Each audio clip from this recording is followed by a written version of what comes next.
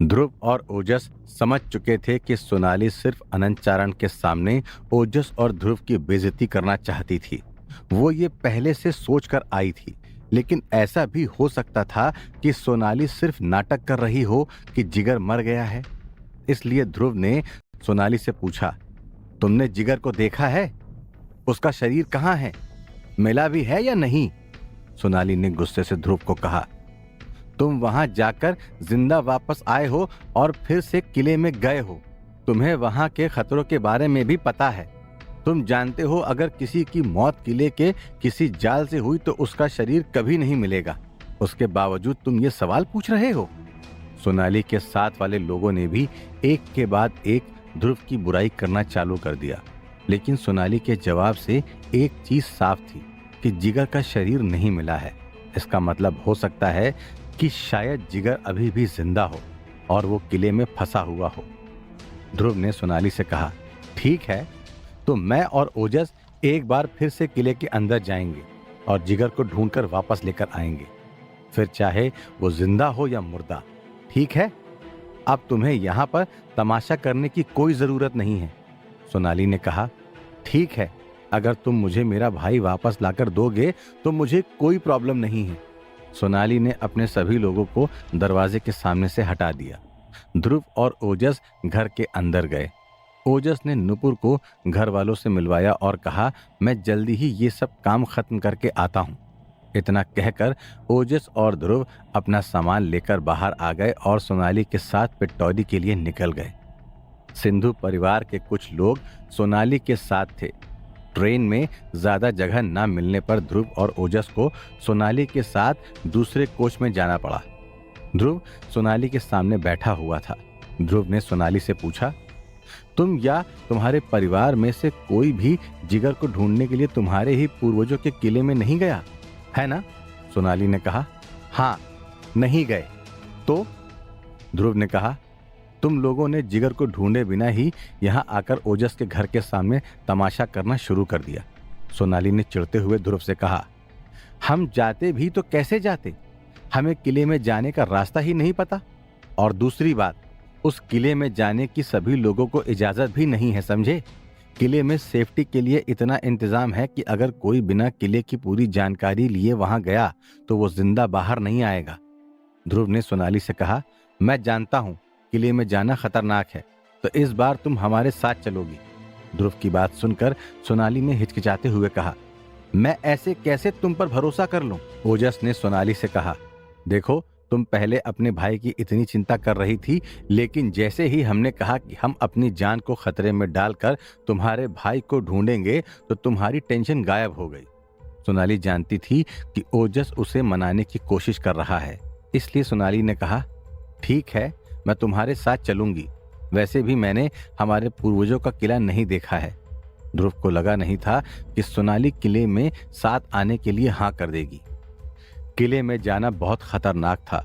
ध्रुव ने सोचा नहीं था कि सोनाली इतनी बहादुर होगी, लेकिन अब ध्रुव और ओजस को सोनाली की सेफ्टी का भी ख्याल रखना था। इसलिए ध्रुव ने सोनाली से कहा, नहीं, तुम्हें साथ आने की कोई जरूरत नहीं है। अगर तुम साथ आई तो हमें तुम्हारा भी ख्याल रखना पड़ेगा। हम खुद जाकर जिगर को ले आएंगे। हमें साथ में कोई बोझ नहीं चाहिए। ये बात सुनकर सोनाली की आंखें गुस्से से लाल हो गईं और सोनाली ने ध्रुव के पास जाकर ध्रुव की आंखों में आंखें डालकर कहा, क्या कहा तुमने? मैं बोझ हूं? सोनाली ध्रुव के इतना करीब थी कि ध्रुव को समझ नहीं आ रहा था कि वो कहां जाए। ध्रुव सोनाली के गुस्से को देखकर सहम गया था।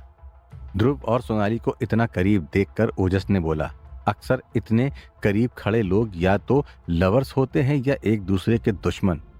तुम दोनों कौन हो? ओजस की बात सुनकर सोनाली वापस पीछे आकर अपनी सीट पर बैठ गई। सोनाली ने ध्रुव से कहा, हम पहली बार थोड़ी इतना करीब आए हैं, तुम नर्वस क्यों हो गए?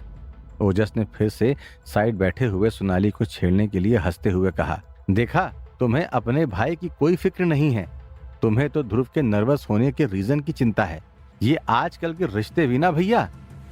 क्या ही बोलूं अब।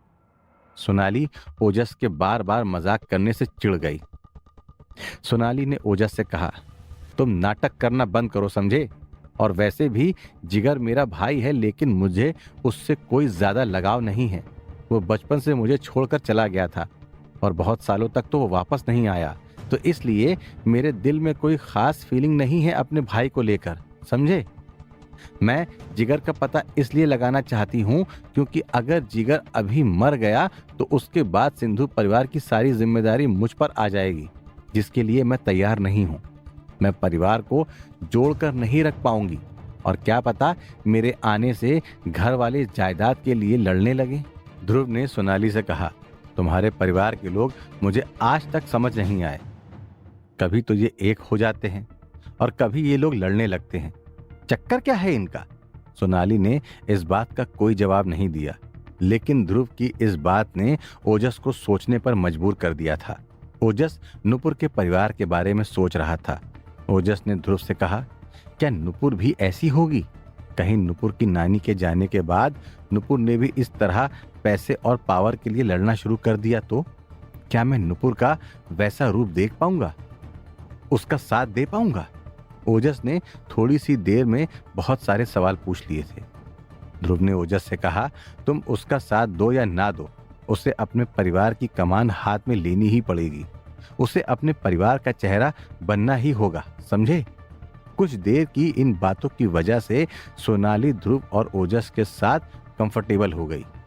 ट्रेन ओजस के घर से काफी दूर आ चुकी थी। अंधेरा हो गया था और ध्रुव आसमान में तारों को देख रहा था। ध्रुव को नींद नहीं आ रही थी और ध्रुव का दिमाग भी ख्यालों से खेल रहा था। उस समय ध्रुव को भी पता नहीं था कि सोनाली भी जाग रही है।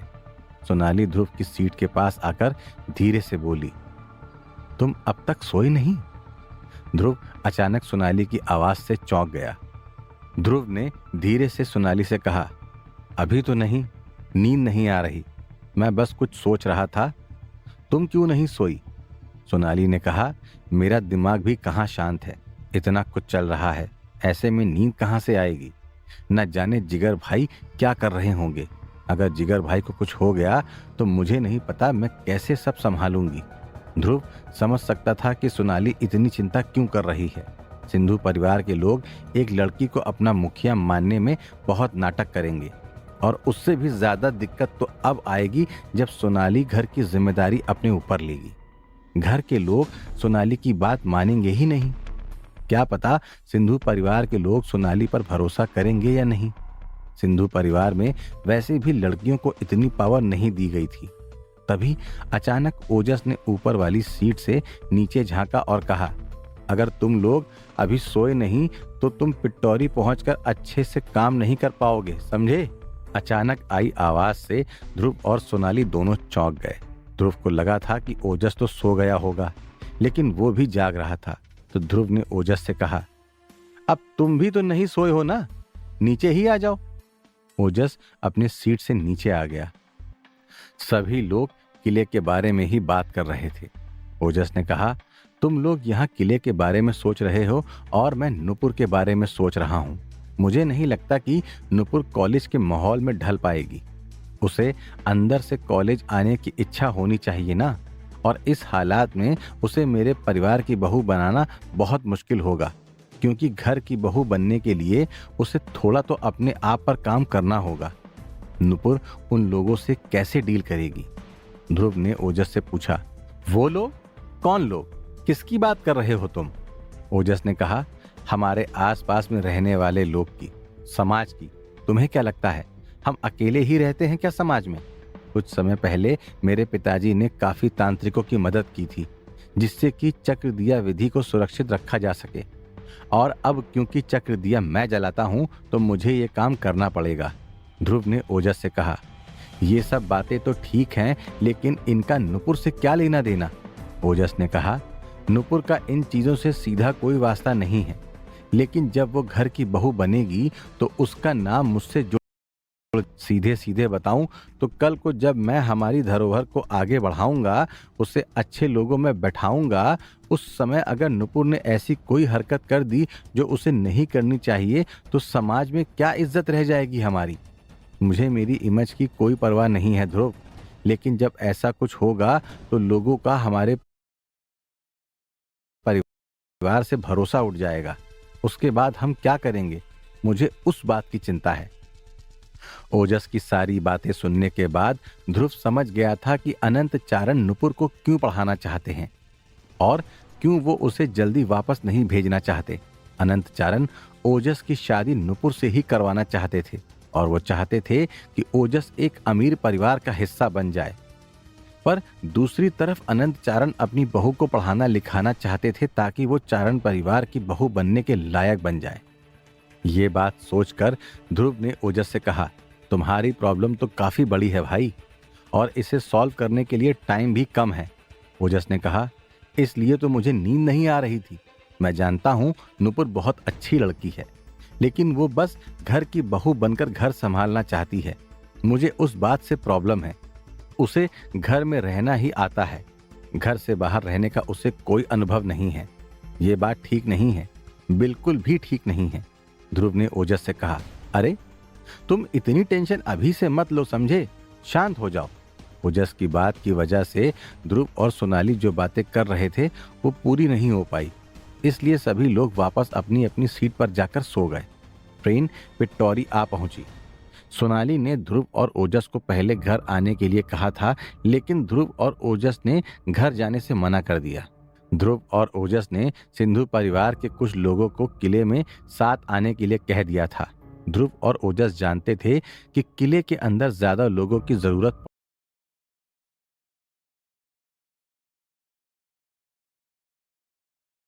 पड़ सकती है। ध्रुव और ओजस ज्यादा समय बर्बाद नहीं